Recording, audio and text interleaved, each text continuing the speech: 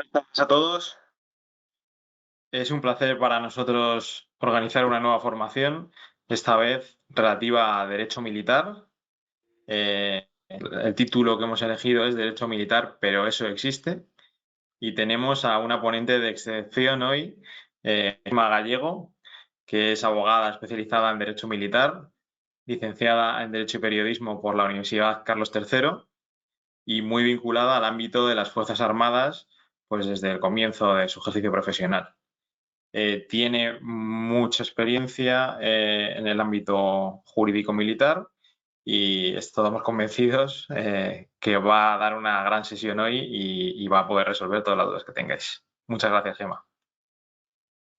Bueno, muy buenas tardes a todos. En primer lugar, muchas gracias. Bueno, gracias por la presentación, Pablo.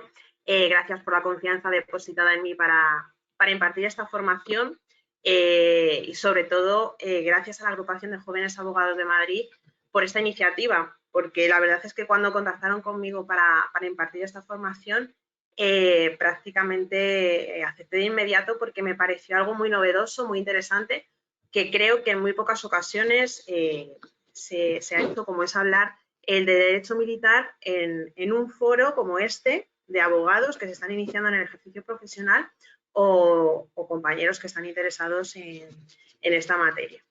Es verdad que, bueno, el derecho militar es algo que existe, que es real, que lo tenemos, pero que lamentablemente pues, no hay un gran conocimiento de la materia, ¿no? Es cierto que, bueno, pues en los últimos tiempos sí que se ha visto una evolución en el sentido de que, bueno, ya no es que solo se busque que los abogados tengan un conocimiento de este ámbito, de las Fuerzas Armadas, sino que toda la ciudadanía en general, pues bueno, tengan ese conocimiento de qué son las Fuerzas Armadas, de todo aquello que les rodea, en busca de esa promoción de la cultura de la defensa y de esa integración en nuestra sociedad que es tan necesaria, ¿no? Bueno, el título de esta formación, Derecho Militar, pero eso existe, lo he adoptado porque es que realmente yo llevo trabajando desde el año 2009 en exclusiva en el ámbito del derecho militar y esta es una de las preguntas que a mí más frecuentemente me formula la gente. O sea, cuando me preguntan que a qué me dedico, qué especialidad tengo y les digo que llevo temas de derecho militar, pues me preguntan, ¿pero eso existe? O sea, pero los militares tienen problemas en el trabajo, que esa es otra pregunta muy habitual, ¿no? Incluso compañeros abogados, cuando les explicas un poco, pues eso, que llevas asuntos de derecho militar, muchos de ellos se quedan extrañados pensando y te dicen, pero eso es algo como muy específico, ¿no?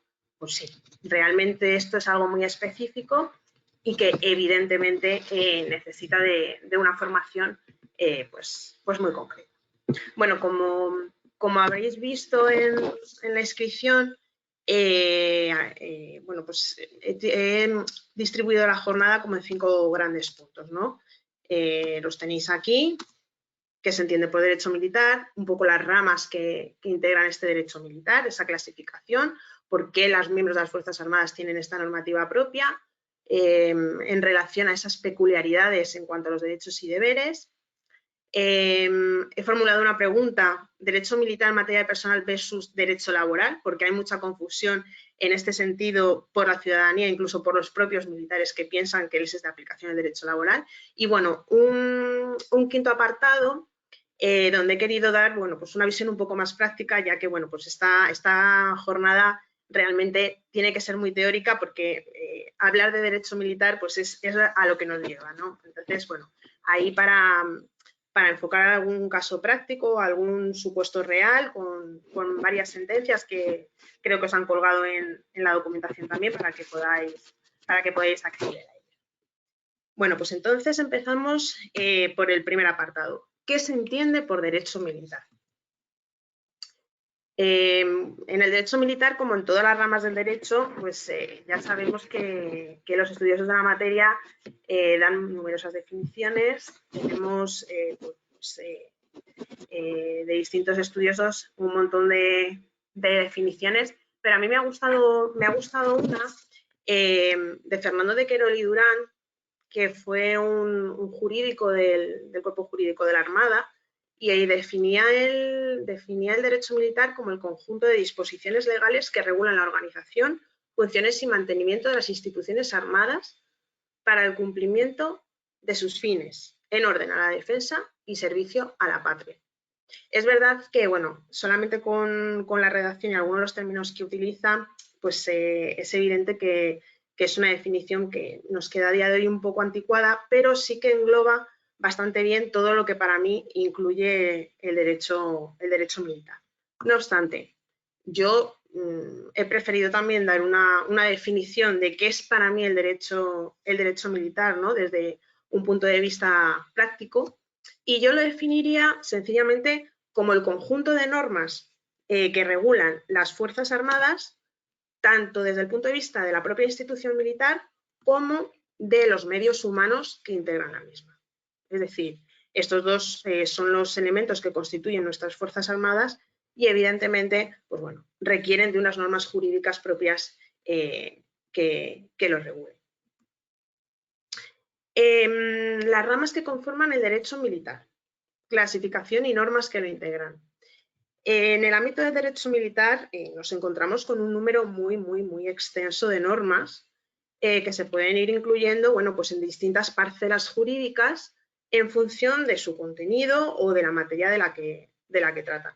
Esto, como en el tema de las definiciones, los estudiosos del derecho militar han planteado distintas clasificaciones en cuanto a qué ramas componen el derecho militar. Pero bueno, yo también he querido hacer una clasificación de esas normas desde un punto de vista más bien práctico, ¿no? Teniendo en cuenta, práctico profesional, diría yo, teniendo en cuenta que al final nosotros vamos a ejercer como abogados y que nuestro potencial cliente pues, va a ser un militar, un miembro de las Fuerzas Armadas. Entonces, teniendo en cuenta ese punto de vista profesional, he considerado que la clasificación que podría hacerse sería en varios grupos, ¿no?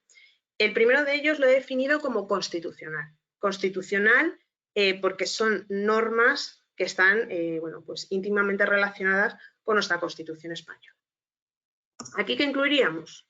Pues bueno, aquí incluiríamos la Ley Orgánica de la Defensa Nacional y la Ley Orgánica de Derechos y Deberes de los miembros de las Fuerzas Armadas. La de Defensa Nacional, ¿qué regula? Pues es la que establece las bases de de la organización militar en base a esos principios que están establecidos en nuestra Constitución española.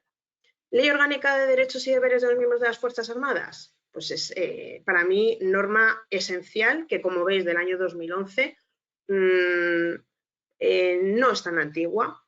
Quiere decir que, bueno, fue necesario con esa profesionalización de las Fuerzas Armadas y demás crear esta norma que regulará pues, el ejercicio de los miembros de las Fuerzas Armadas de los derechos fundamentales y de las libertades públicas que están establecidas en la Constitución, pero que, bueno, para ellos, en función de ese estatuto y de su condición militar, tienen ciertas peculiaridades, ¿no? que hay que tener en cuenta. Esta norma es importante porque en ella se crean dos figuras. Se crea el Consejo de Personal de las Fuerzas Armadas, que es el COPERFAS, lo que se conoce como COPERFAS.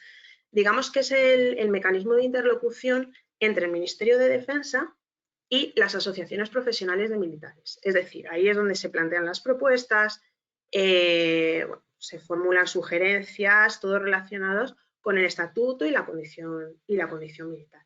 Y además se crea también a través de esta ley orgánica el Observatorio de la Vida Militar.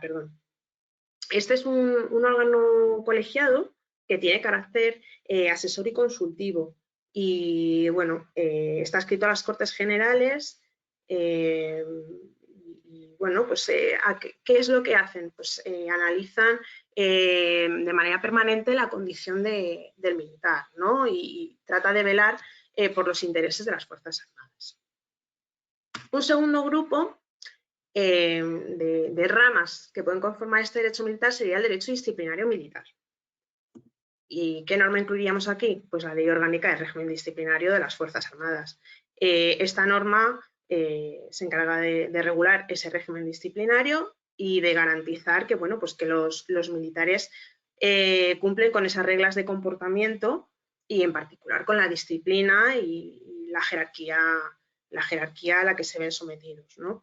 En esta norma, bueno, pues se incluye todo lo relacionado con las faltas leves, graves, muy graves, la distinta tipificación, los derechos que tiene el militar al que se inicia un expediente de este tipo, los procedimientos de los distintos tipos de faltas, porque las faltas leves tienen un procedimiento específico, faltas graves y muy graves es un procedimiento muy similar, aunque hay alguna pequeña diferencia también. Y bueno, también se habla de la competencia sancionadora, del régimen de recursos y demás. O sea, es una norma muy extensa y además, bueno, pues para el ámbito de Fuerzas Armadas de vital importancia. Derecho procesal militar. Bueno, hemos oído hablar todos en nuestra formación universitaria del derecho procesal penal, del derecho procesal civil, pero del derecho procesal militar probablemente, bueno, no sé si alguno, pero estoy casi segura de que a pocos les han hablado de esta materia, ¿no? Pues sí, hay un derecho procesal militar y aquí incluimos evidentemente la Ley Orgánica Procesal Militar. ¿Qué procedimientos están incluidos en esta regulación? Pues aquí se incluyen exclusivamente procedimientos ordinarios militares de carácter penal y luego procedimientos judiciales militares no penales, que son los recursos contencioso disciplinario militares. Es decir,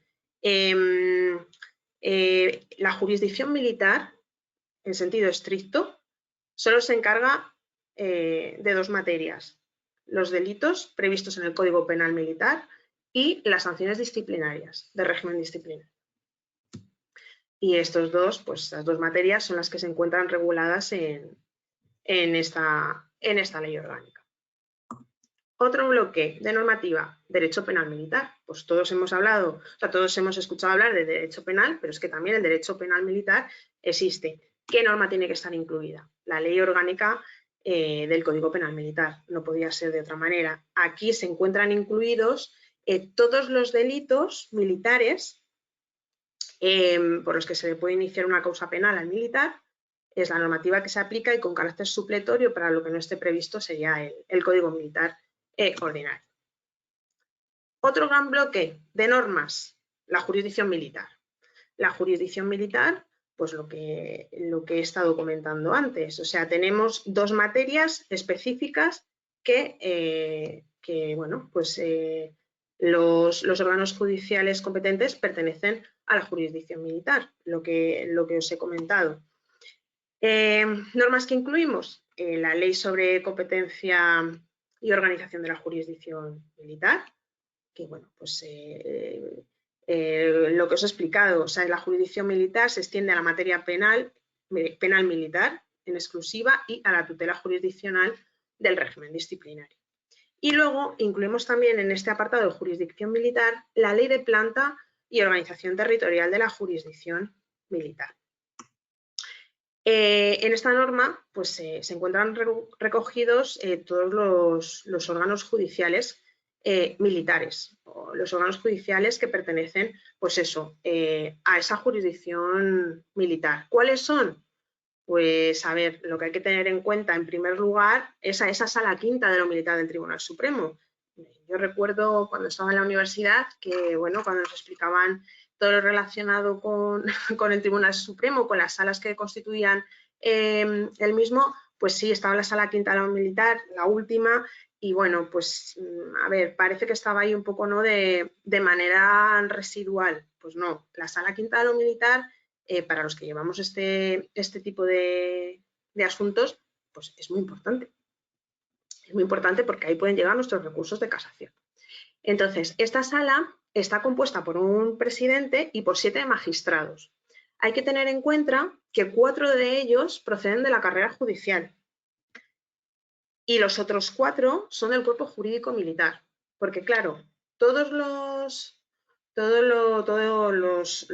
jueces de los miembros, o sea, todos los encargados de estos órganos judiciales pertenecen al cuerpo jurídico militar, a excepción, pues eso, de esta sala quinta que tenemos la mitad que pertenecen a la carrera judicial civil y los otros 4 que pertenecen al cuerpo jurídico-militar. Como he dicho, ¿qué cuestiones conoce la Sala Quinta de lo Militar? Pues de los recursos de casación que llegan del Tribunal Militar Central y de los tribunales militares territoriales, y luego también conocen de los recursos contencioso-disciplinarios contra resoluciones que dicta directamente la ministra de Defensa. O sea, una resolución sancionadora en un expediente disciplinario va directamente, dictado por la ministra de Defensa, va directamente para que se resuelva a esta Sala Quinta de lo Militar del Tribunal Supremo. ¿Más órganos judiciales? Pues tenemos el Tribunal Militar Central, tenemos los tribunales militares territoriales, que en este caso hay que explicar que existe una división territorial de la jurisdicción militar de España. Es decir, todo el país está distribuido por regiones, donde existen hasta 5 tribunales militares territoriales. Tenemos el Tribunal Militar Territorial primero, que comprende las comunidades autónomas de Castilla-La Mancha, Extremadura, Murcia, Comunidad de Madrid y Comunidad Valenciana. La sede la tiene en Madrid.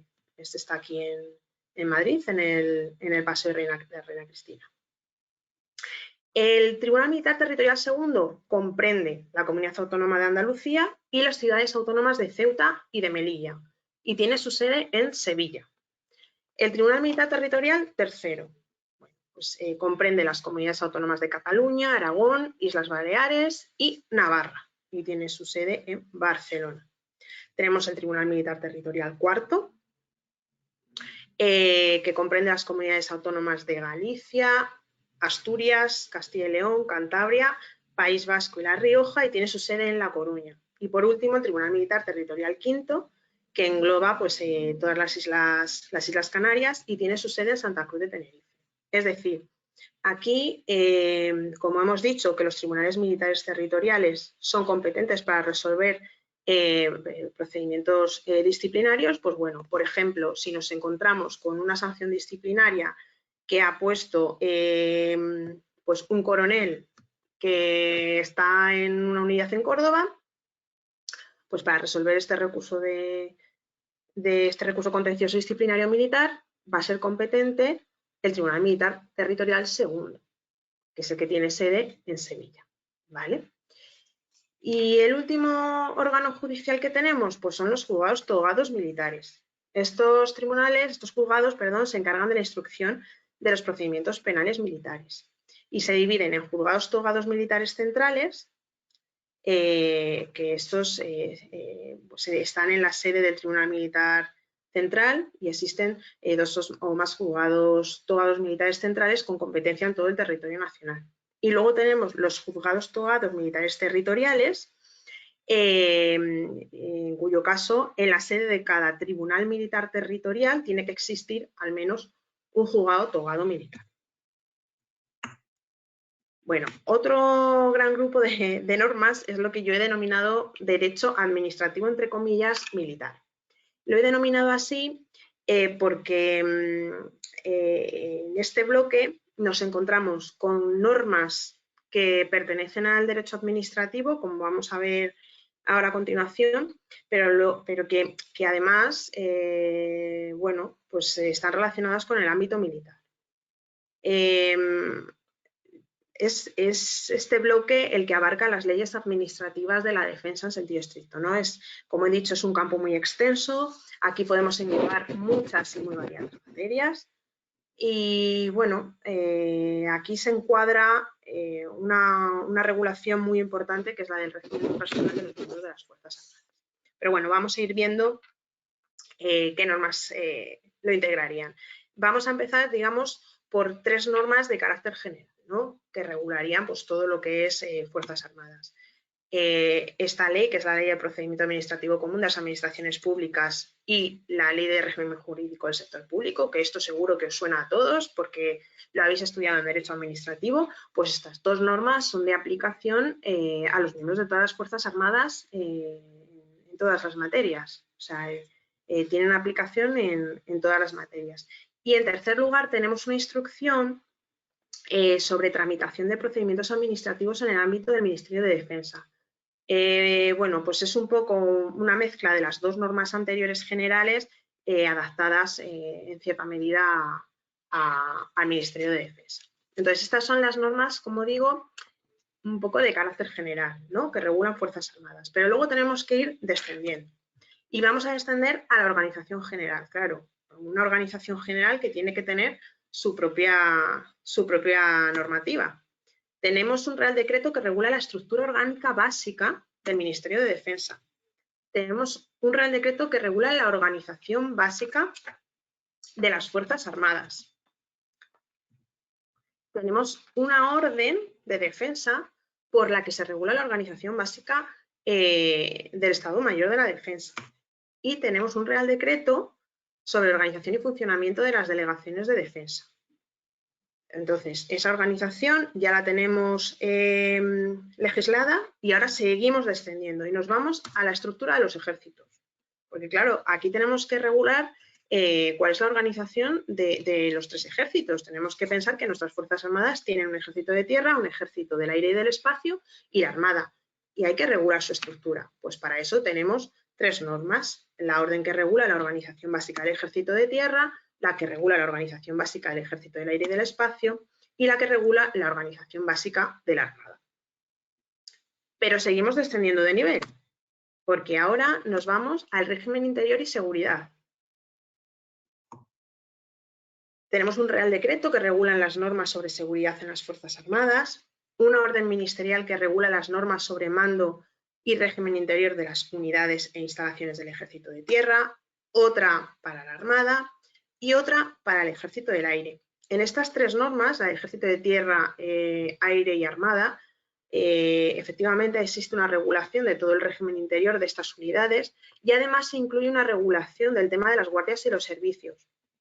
Bueno, es una regulación bastante extensa, lo que pasa que luego, bueno, pues también da pie a que las propias unidades hagan un desarrollo de la regulación de esas guardias y servicios, siempre y cuando, pues evidentemente, no contradiga lo previsto en la norma general.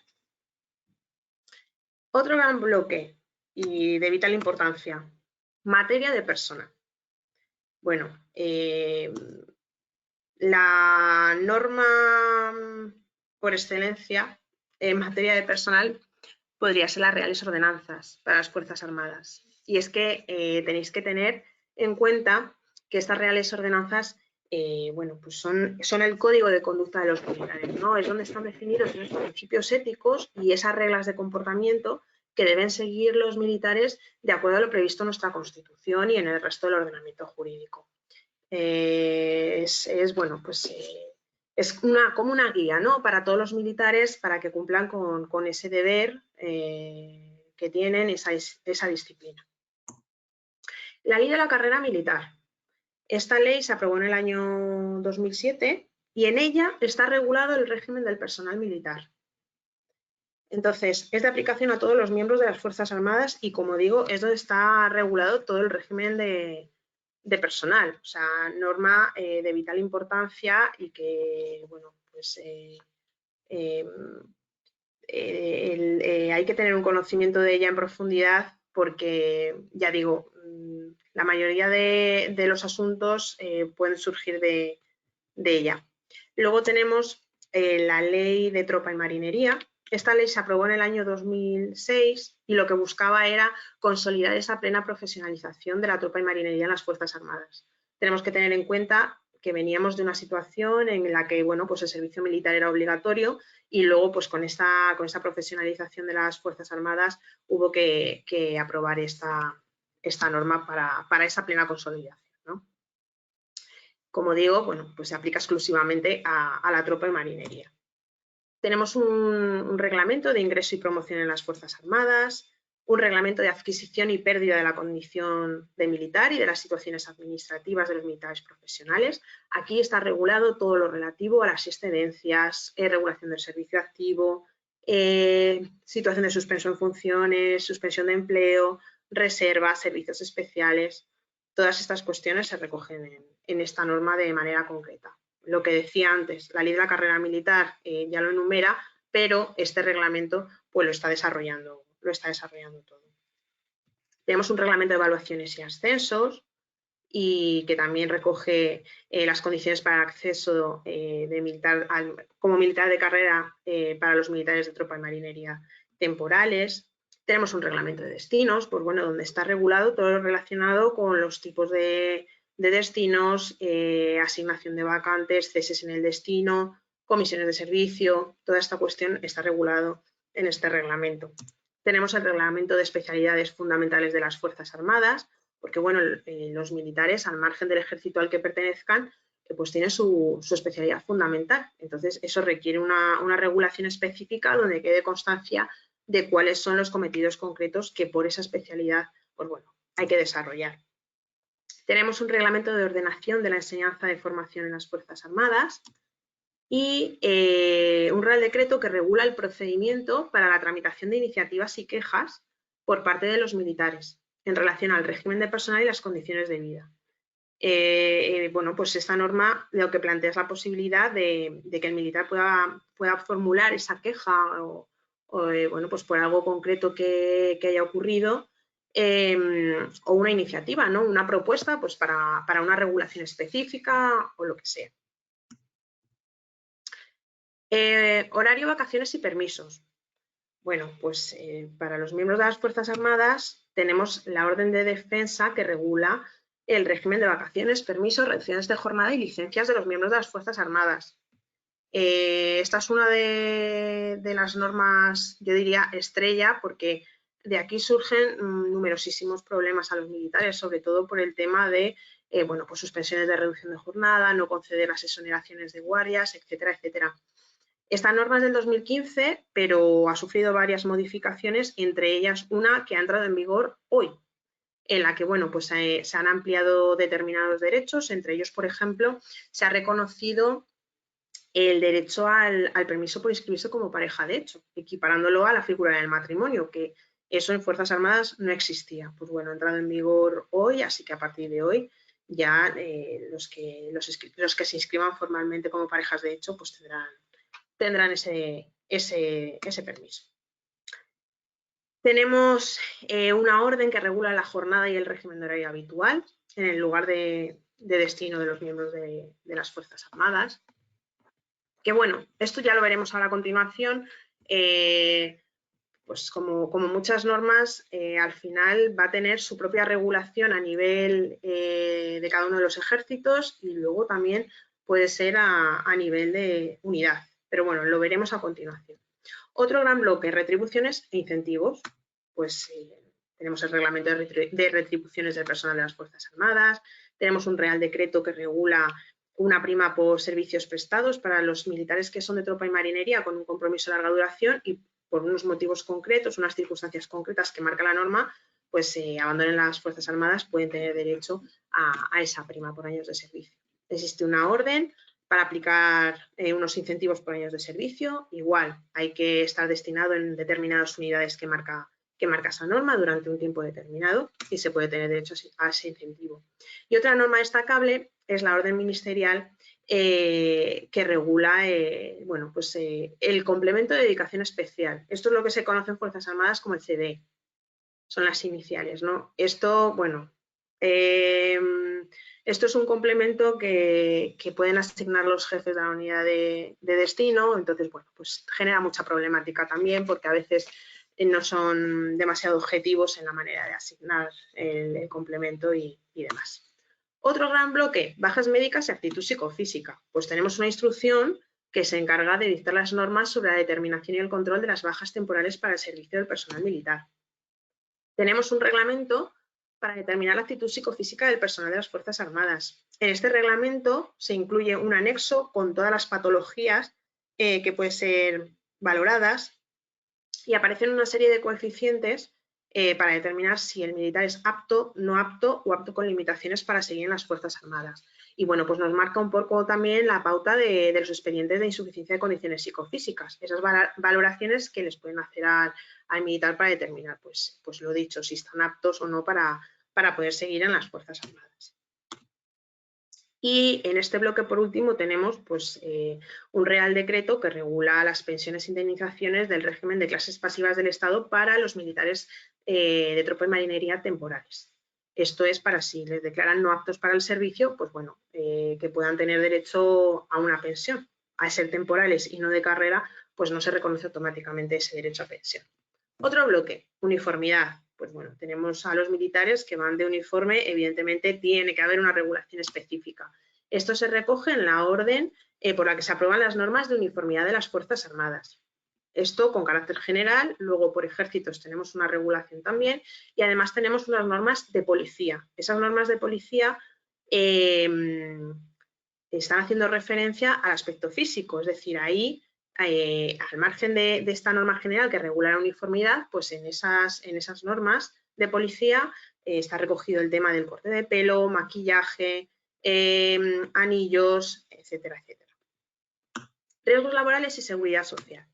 Pues bueno, en las Fuerzas Armadas también hay que aplicar la prevención de riesgos laborales, evidentemente. Para eso tenemos un Real Decreto que lo regula y que además regula la organización de los servicios de prevención del Ministerio de Defensa. Y tenemos la Ley sobre Seguridad Social de las Fuerzas Armadas, que se le aplica también a los militares, y la Ley de Clases Pasivas del Estado. Tenemos personal que todavía depende de clases pasivas y otro que depende del régimen especial de seguridad social previsto para las Fuerzas Armadas.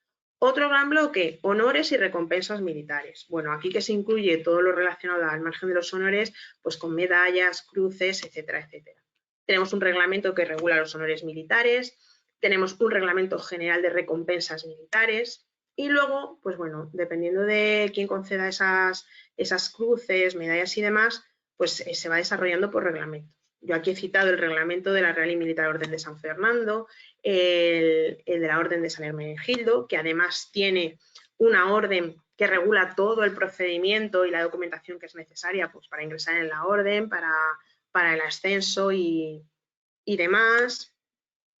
Tenemos otras normas de tramitación de las cruces de mérito militar, naval y aeronáutico. Tenemos el reglamento que regula la cruz a la constancia en el servicio. Es decir, cada una de estas condecoraciones tiene su propia regulación y hay que atender a ella para la hora de solicitarla, porque no tienen por qué solicitarse del mismo modo.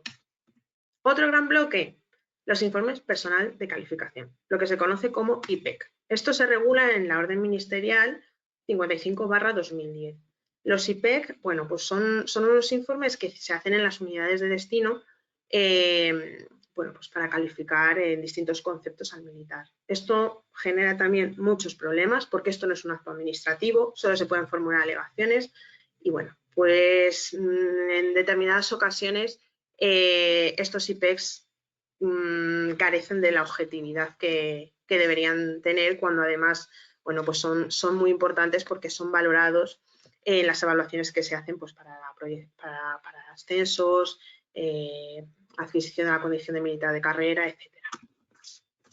Permiso de conducción, pues también hay una normativa específica. Es un Real Decreto que regula las peculiaridades del régimen de autorizaciones para conducir vehículos militares que pertenecen a las Fuerzas Armadas. Drogas. A los militares se les hacen pruebas analíticas de drogas, entonces, claro, esto evidentemente tiene que tener una regulación propia. Se regula a través de esta instrucción técnica que emitió la Inspección General de Sanidad y, bueno, pues ahí se regula todo el tema de la toma de muestras, cómo debe hacerse, los derechos del militar, la cadena de custodia, todo el procedimiento a seguir, etc. Tema del acoso. Acoso en el ámbito de las Fuerzas Armadas. Pues tiene su regulación específica, evidentemente. Tenemos un protocolo de actuación del Ministerio de Defensa frente al acoso profesional. Tenemos otro frente al acoso sexual y por razón de sexo. Y luego tenemos, bueno, pues una instrucción por la que se impulsan determinadas medidas en relación a este protocolo de acoso sexual y por razón de sexo. O sea, como vemos, está bien diferenciado. Por un lado tenemos el acoso profesional y por otro lado esa regulación de acoso sexual.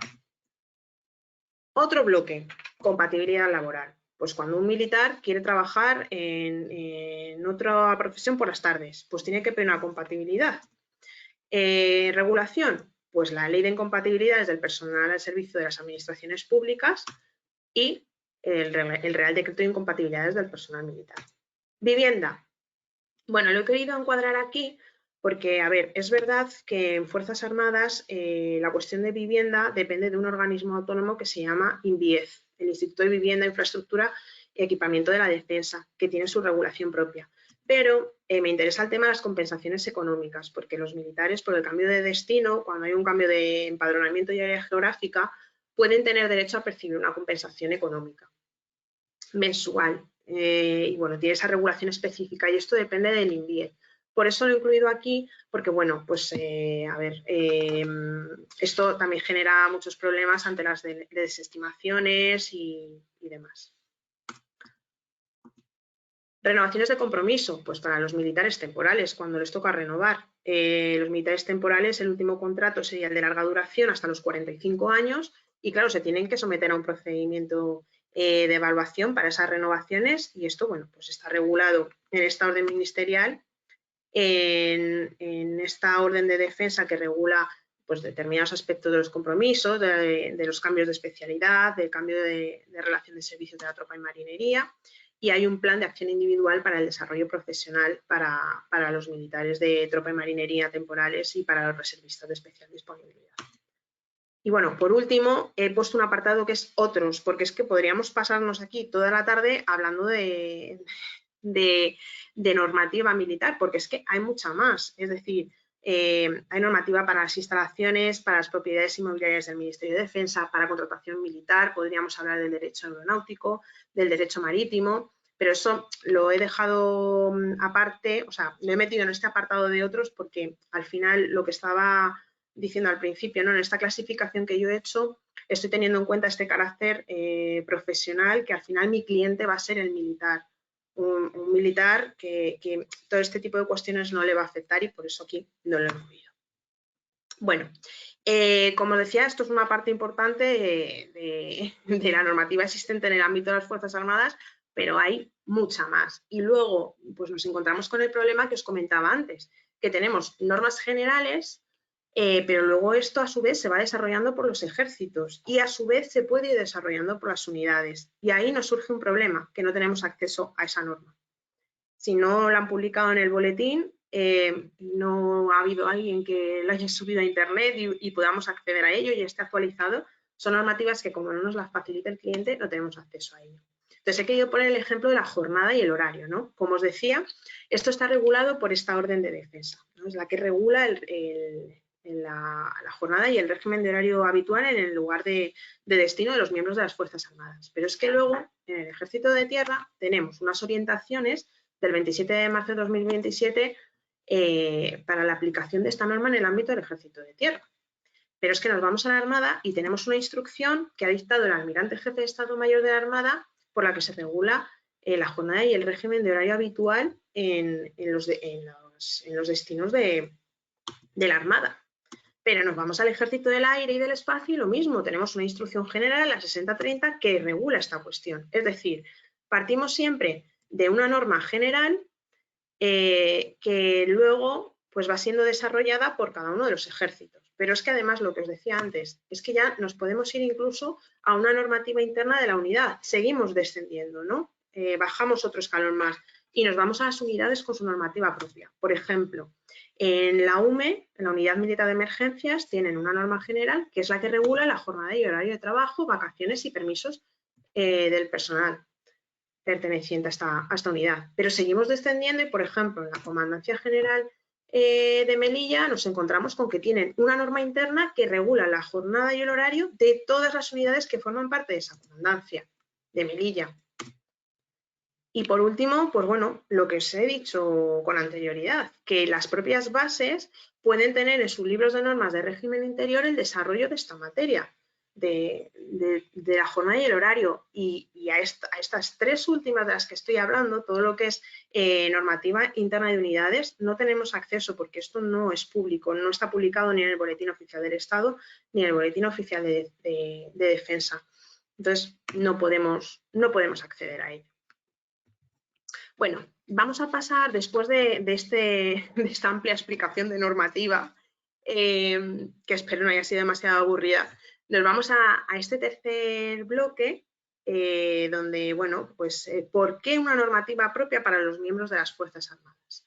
Bueno, pues yo creo que ya el artículo 8 de la Constitución española nos deja un poco claro por qué tiene que haber una normativa propia para los militares, ¿no? Cuando dice las Fuerzas Armadas constituidas por el Ejército de Tierra, la Armada y el Ejército del Aire tienen como misión garantizar la soberanía e independencia de España, defender su integridad territorial y el ordenamiento constitucional. Una ley orgánica regulará las bases de la organización militar conforme a los principios de la presente Constitución. Entonces, parece evidente que ya esta norma le estaba dando, bueno, pues un tratamiento especial a los miembros de las Fuerzas Armadas. Y es que, claro, no debemos olvidar que los militares tienen la condición de servidores públicos, pero es que además están sometidos a un régimen de disciplina militar y además deben cumplir con unas reglas esenciales de comportamiento, ¿no? Entonces, estos tres factores, el hecho de ser servidores públicos, de que están sujetos a esa disciplina militar y de tener unas reglas esenciales de comportamiento, es lo que nos llevan a que, bueno, pues sea evidente que tiene que existir una normativa propia para los miembros de las Fuerzas Armadas. Y estas características propias de la institución es lo que provoca que, bueno, aunque el militar goce de derechos fundamentales y libertades públicas de aplicación general a todos los ciudadanos, pues haya ciertas limitaciones. Entonces, para ello se aprobó esta ley orgánica de derechos y deberes de los miembros de las Fuerzas Armadas, que lo que buscaba era completar el estatuto de los miembros de las Fuerzas Armadas.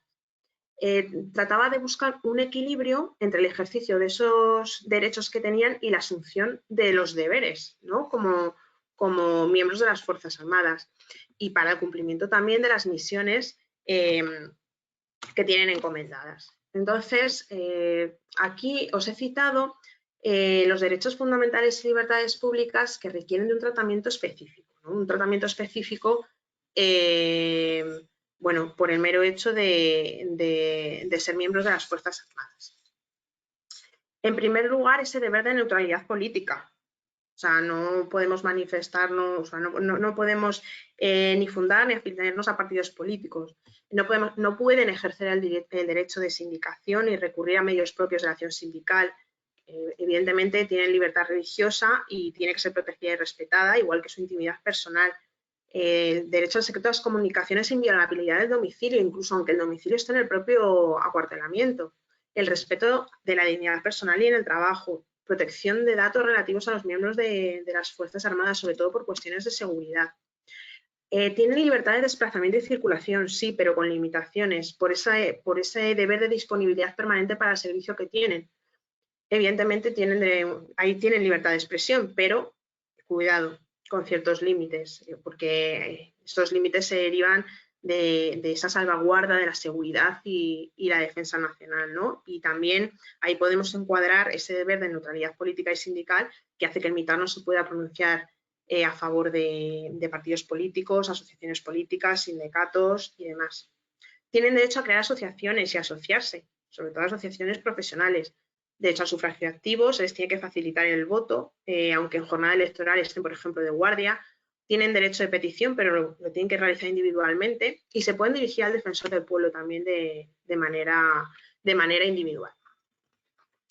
En este cuarto bloque, que he denominado derecho militar en materia de personal versus derecho laboral, lo he incluido porque a mí no es la primera vez que me pasa que contacta conmigo un cliente, un militar, y me dice que, bueno, pues que es que el asunto se la está llevando un abogado y es que el abogado es que no tenía ni idea. Ya, pero el abogado, ¿qué especialidad tenía? ¿A qué se dedicaba? No, pues es que yo busqué un abogado especialista en derecho laboral. Ya, error. A los militares no se les aplica el derecho laboral, sus asuntos no van a la jurisdicción laboral. Entonces, no podemos buscar un abogado especialista en derecho laboral y pretender que tenga conocimiento de derecho militar. Y es que, como he dicho con anterioridad, para los asuntos relacionados con las Fuerzas Armadas se va a aplicar el derecho administrativo y el derecho militar. Por tanto, jurisdicciones competentes, la jurisdicción militar para el tema de los delitos del Código Penal Militar y las sanciones disciplinarias, de régimen disciplinario. Y para todas las demás materias va a ser competente la jurisdicción contencioso administrativa. hago referencia a las dos normas que regulan el tema de la jurisdicción. La Ley Reguladora de la Jurisdicción Contencioso Administrativo, que nos habla para las materias de ámbito militar, los órganos judiciales competentes pues serían los juzgados centrales de lo contencioso administrativo, que se encargan de pues los recursos contra las resoluciones que han sido dictadas por la ministra de Defensa en materia de personal. La Sala de lo Contencioso Administrativo de los Tribunales los Tribunales Superiores de Justicia, que se encargan de resoluciones dictadas en materia de personal, dictadas por un nivel orgánico inferior a la ministra. La Sala de lo Contencioso Administrativo de la Audiencia Nacional, pues se encarga de los recursos relacionados con ascensos, escalafonamiento, antigüedad, destinos, y luego la Sala Tercera de lo Contencioso Administrativo del Tribunal Supremo, que ahí nos van a llegar los recursos de casación que presentemos contra las sentencias que han sido dictadas en esta jurisdicción contenciosa administrativa. Y en segundo lugar, pues la ley orgánica que he citado antes sobre competencia y organización de la jurisdicción militar. Esto ya lo hemos visto. Materia penal, competentes los juzgados togados militares territoriales, el togado militar central, y en materia de régimen disciplinario, el Tribunal Militar Central, tribunales militares territoriales, y luego ya si nos vamos a la casación, pues la Sala Quinta de lo militar del Tribunal Supremo. Bueno, el quinto bloque y último lo he titulado ¿qué problemas tienen los miembros de nuestras Fuerzas Armadas? ¿No? Porque, por lo que decía antes, hay gente que piensa que los militares no tienen problemas, y sí, los militares tienen problemas en el ámbito laboral como cualquier otro trabajador puede tener, pero es que además yo creo que aquí los problemas se ven incrementados en base a ese régimen de jerarquía y de disciplina al que están sometidos y que tienen que respetar, y muchas veces por esa lealtad al propio mando y ese régimen jerarquizado no hacen nada. No hacen nada. O sea, esa lealtad al mando les impide, bueno, me deniegan un permiso que sé que me corresponde, bueno, pues no hago nada, ya está. Y lo dejan ahí. Pero sí, tienen muchos problemas. Aquí he puesto algunos ejemplos. Problemas con la jornada laboral, con las retribuciones, con las denegaciones de permiso, con una baja médica que la reconocen como contingencia profesional, o sea, común, y tiene que ser profesional, con las suspensiones de la reducción de jornada, cuando a uno le sancionan disciplinariamente y considera pues, que no ha cometido los hechos, cuando está ocupando un puesto de trabajo que no es acorde a las funciones que tiene que desarrollar por su especialidad. O sea, problemas son innumerables. Y como decía, se ven agravados desde mi punto de vista por esa jerarquía, esa disciplina y esa lealtad al mando. Bueno, y para terminar, os he querido traer aquí dos ejemplos prácticos de dos procedimientos judiciales que yo he llevado y que me ha parecido interesantes que, bueno, pues explicaros un poco. Os han colgado, como os he dicho antes, las sentencias para que les echéis un vistazo, porque siempre es interesante, bueno, pues ver sentencias de este tipo para ver cómo responden los tribunales, los órganos judiciales. Esta primera es una sentencia que dictaron la Sala de lo Contencioso Administrativo del Tribunal Superior de Justicia de Murcia. Los dos asuntos los he llevado yo desde el principio en vía administrativa hasta las sentencias. En este asunto nos encontramos con una soldado del Ejército del Aire que fue víctima de acoso sexual durante una guardia. Entonces, bueno, ella inicia una baja médica y esa baja se la reconocen como contingencia común. Entonces, ¿qué pasos llevamos aquí a cabo? Claro, ante la disconformidad con ese tipo de contingencia, porque era una contingencia profesional.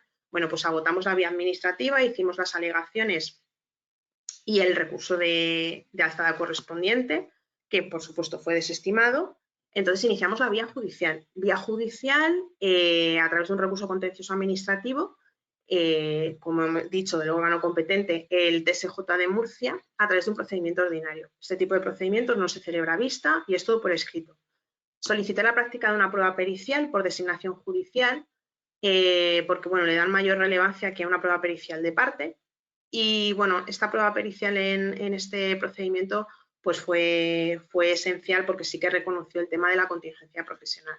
Aquí tuvimos esta sentencia estimatoria y reconocieron, bueno, pues eso, que tenía que ser una contingencia profesional y que había quedado debidamente acreditado que bueno, pues la baja de esta soldado vino motivada por esa situación de acoso sexual que sufrió en ese servicio de armas. Acoso sexual que además estaba acreditado, es decir, el oficial que la acosó fue sancionado disciplinariamente como autor de una falta muy grave de acoso sexual, es decir, estaba debidamente probado y acreditado y no quisieron reconocerlo. Y en segundo lugar, el ejemplo práctico que os he puesto es de un procedimiento de régimen disciplinario. O sea, en el otro procedimiento íbamos por la jurisdicción contenciosa administrativa, en este por la jurisdicción militar, el régimen disciplinario. Tenéis la sentencia de la Sala Quinta de lo Militar del Tribunal Supremo. En este caso, los hechos eran una teniente del Ejército de Tierra que fue sancionada como autora de una falta leve, del apartado 14 del artículo 6 de la Ley Orgánica de Régimen Disciplinario. Entonces, fue sancionada por una falta de interés en la instrucción o preparación personal y le puso una sanción económica de 3 días. Bueno, pues esto, ¿qué pasos seguimos? Pues los de siempre. Agotamos la vía administrativa, hicimos las alegaciones para el trámite de audiencia, se presentó recurso de alzada y evidentemente fue desestimado. Así que iniciamos la vía judicial. Presentamos un recurso contencioso disciplinario ante el Tribunal Militar Territorial Tercero, que era el competente. ¿Qué pasó? Pues que nos dictaron sentencia desestimatoria de 20 de mayo de 2021. Tenéis la sentencia colgada. Es interesantísima, o sea, de verdad, revisarla. ¿Por qué? Porque os digo que la reviséis, porque si no supierais que fuera desestimatoria y la leyerais, pensaríais que os estaban dando la razón. Es lo que me pasó a mí. O sea, yo vi el fallo desestimatorio, me puse a leerla y tuve que volver a mirar el fallo porque pensé que se habían confundido. O sea, en esta sentencia, que la tengo aquí, bueno, todas las irregularidades que yo ponía de manifiesto y la vulneración de derechos reconocían que existían. Y sí existen, pero al final lo desestimaron. Entonces, pues, ¿qué hicimos? Recurso de casación a la Sala Quinta del Tribunal Supremo. Y afortunadamente la Sala Quinta, con buen acierto, dictó una resolución estimatoria y declaró la sanción nula. Es decir, declaró la sanción nula porque es que reconocía que la propia resolución sancionadora carecía de un sucinto relato de hechos. O sea, ni siquiera había un relato de hechos. Y el Tribunal de Primera Instancia, el Tribunal Militar Territorial Tercero, reconoció que efectivamente había esa ausencia de hechos, pero le dio igual. O sea, le dio igual y bueno, pues nos lo desestimaron. Reconoce que había esa vulneración del derecho a la defensa ante esa ausencia del relato fáctico en la resolución de los hechos. Reconocía que se había vulnerado el derecho a la presunción de inocencia, incluso al principio de legalidad. Pero es que además la sentencia en primera instancia, ante todas esas observaciones que yo fui haciendo de, bueno, pues distintas situaciones que provocaban que se tuviera que declarar la nulidad de la sanción, reconocía que sí existían, pero iba subsanando, incluso en el tema de la proporcionalidad de la sanción. Es obligatorio motivar por qué se elige esa sanción. Es decir, por qué ponemos una sanción económica de 3 días y no una inferior. Bueno, pues efectivamente la Sala de Primera Instancia reconoce que no hay motivación, pero ella misma se ocupa de exponer su motivación, ¿no? De por qué fue una sanción de 3 días y no fue otra. Entonces, de verdad os recomiendo que en este asunto le echéis un vistazo a esta sentencia del Tribunal Militar Territorial Tercero porque no tiene desperdicio. Y bueno, luego ya para completar la del recurso de casación para que veáis, bueno, pues eso, como el Tribunal Supremo, bueno, pues en un acto de cordura le dice al Tribunal Militar Territorial Tercero que se ha confundido en lo que ha expuesto en su sentencia y que no se pueden subsanar en vía judicial todas esas cuestiones que provocaban que la sanción fuera nula. Y bueno, yo por mi parte, Pablo, esto es todo. Daros las gracias a todos los que habéis asistido a esta formación. Espero que haya sido de vuestro agrado y que bueno, pues haya podido transmitiros la información más relevante. Sé que ha sido muy teórica, pero bueno, tocaba dar una explicación general del derecho militar y quedo ahora a vuestra disposición para cualquier consulta que tengáis. Muchas gracias, Gemma. Tenemos unas preguntas. Sí. Mira, Ignacio nos dice que se quiere dedicar al derecho militar y nos pregunta qué tiene que hacer, cuál sería la mejor forma, cómo puede profundizar. Pues a ver, yo creo que aquí, Ignacio, lo primero que tienes que determinar es si te quieres dedicar como abogado a llevar clientes particulares, militares, o a lo mejor tu intención es pertenecer al cuerpo jurídico militar. Ahí ya sabes que pasas a defender a la administración. Estás en un bando o en otro, ¿no? Si quieres dedicarte a este tipo de materias como abogado particular, pues bueno, no sé si ya habrás terminado el grado de Derecho, ¿no? Si lo has terminado, sí tengo conocimiento de que a día de hoy existe un máster oficial que es online, que lo imparte una universidad en Murcia. Esa puede ser una muy buena opción. Creo que con carácter oficial me parece que es el único máster que existe. Creo que esa puede ser una muy buena opción para formarte. Y luego en la Universidad Complutense de Madrid ahora tienen un doble grado de Derecho y Estudios Jurídicos Militares. Muy interesante. Yo si lo hubiera estado cuando estudié la licenciatura, vamos, seguro que de cabeza lo hubiera estudiado. Que eso, bueno, pues también puede estar muy bien. Pero claro, ya depende en qué punto de la formación te encuentres. Si ya has terminado el máster, pues yo creo que sería el camino.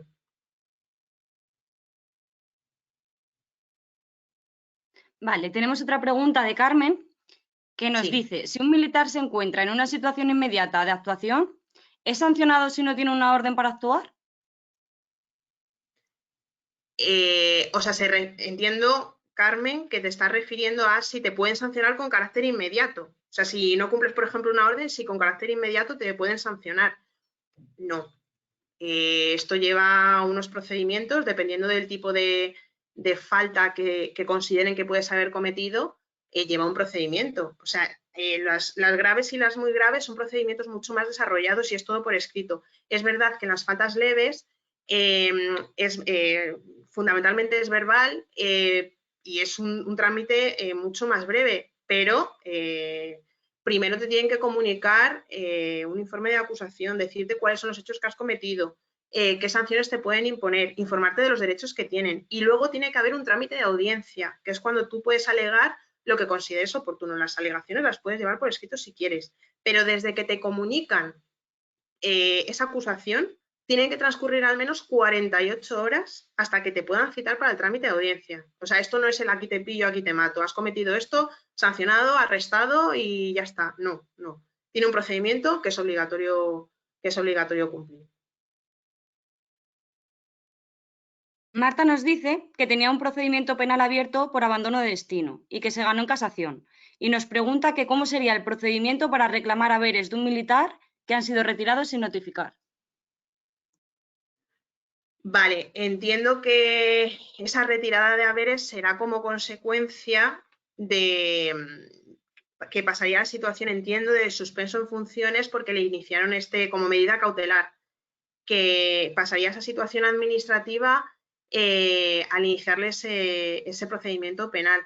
A ver, eso tendrá que presentar una instancia para reclamarlo. En base al contenido de esa sentencia, haber quedado absuelta y demás, pues bueno, sería fundamentarla insisto, entiendo que ha sido por esa medida cautelar que le aplicarían de suspensión en funciones por iniciarle el procedimiento penal y que ahí, claro, vio reducido el sueldo. Pues sería eso, una instancia para reclamarlo, bueno, pues presentando la sentencia estimatoria y demás.